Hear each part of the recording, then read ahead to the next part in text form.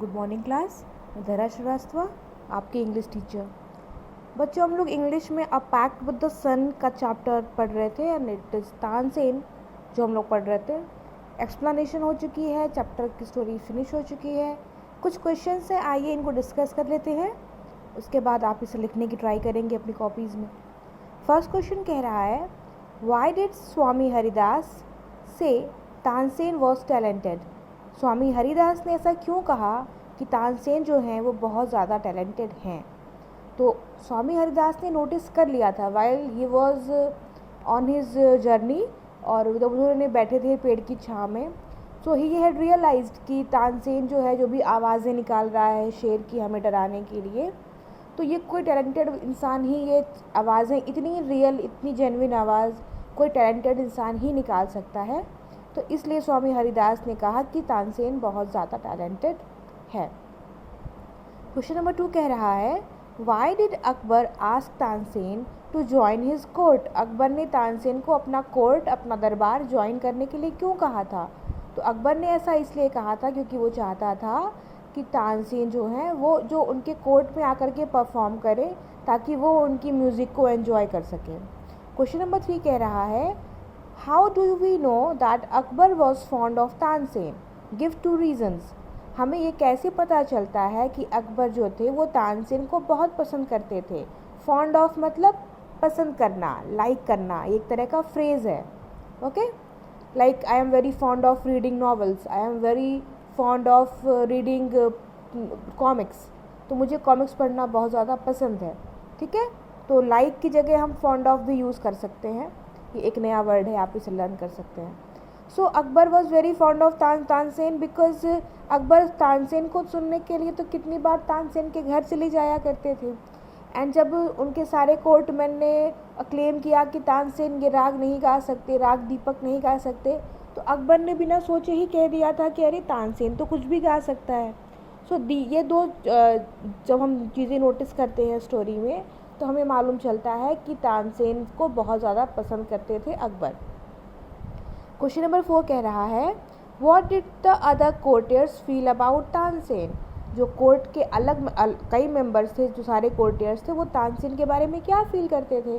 So they were very jealous of him, they envy him. उनका music इतना अच्छा था, अकबर उन्हें इतना पसंद करते थे, so they were very jealous of him कि इसमें ऐसा क्या है, इसे क्यों ही इतना पसंद किया जाता है। क्वेश्चन नंबर 5 का फर्स्ट पार्ट कह रहा है, व्हाट हैपन्स इफ़ राग दीपक इज संग प्रॉपरली। अगर राग दीपक को प्रॉपरली अच्छी तरह से गाया जाए तो क्या होता है। तो we have read in the story that whenever Raag Deepak is sung properly, the air around the person who is singing that rag becomes so hot, so warm that sometimes it burns.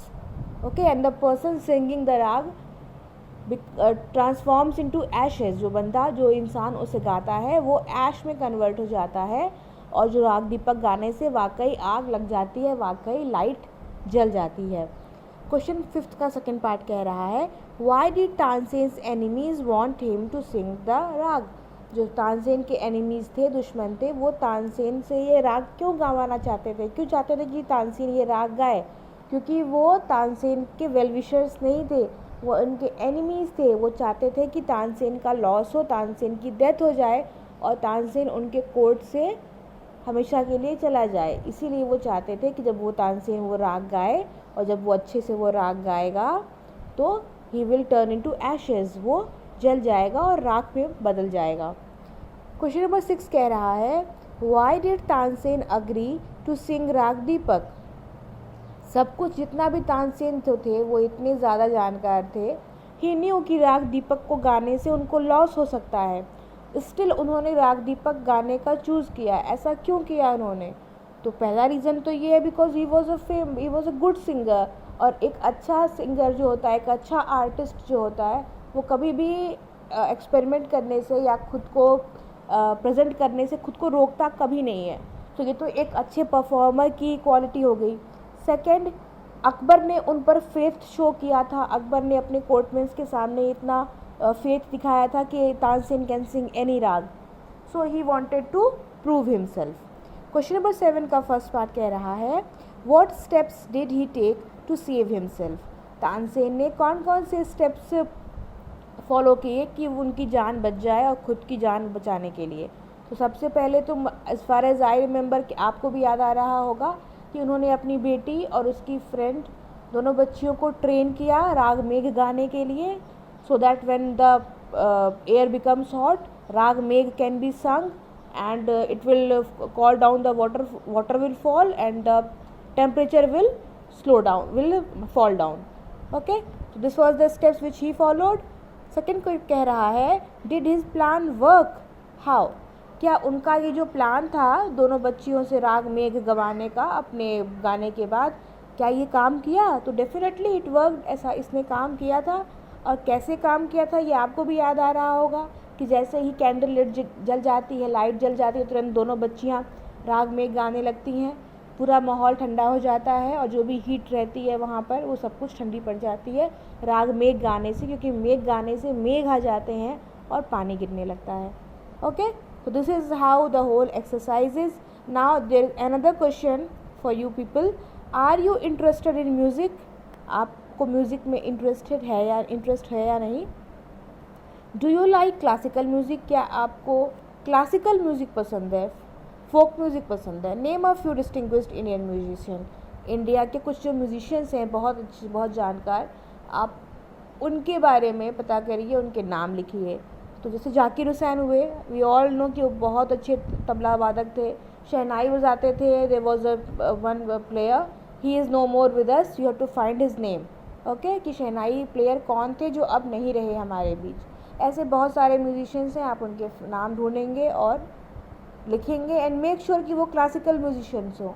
Okay, आप थोड़ी कोशिश करिए कि कोई guitar player ना हो, थोड़ा classical music हो, इसे आपको पता करना है। ओके, सो आज की क्लास को यहीं स्टॉप करते हैं। मैंने आपको नवरत्नों के नाम लिखने के लिए दिया था, सिर्फ यशस्वी ने मुझे वो लिख करके दिखाया है, बाकी बच्चों ने मुझे नहीं लिख के दिखाया है।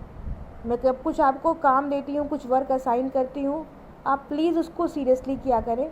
It's been somewhat a week, एक हफ्ते बाद शायद मैं आपकी क्लास ले रही हूँ इंग्लिश की, स्टिल किसी एक हफ्ते में भी किसी को टाइम नहीं मिला कि वो बच्चा ये काम करे।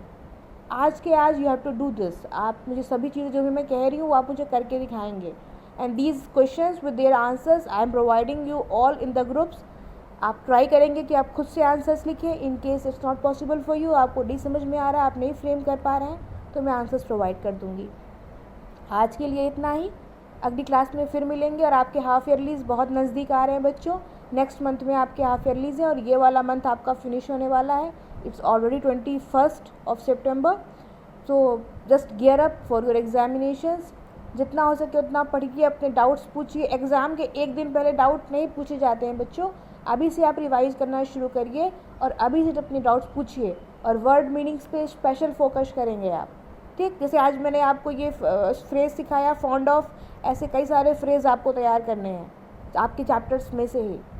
आज की क्लास को यहीं पे रोकते हैं। टेक केयर बच्चों।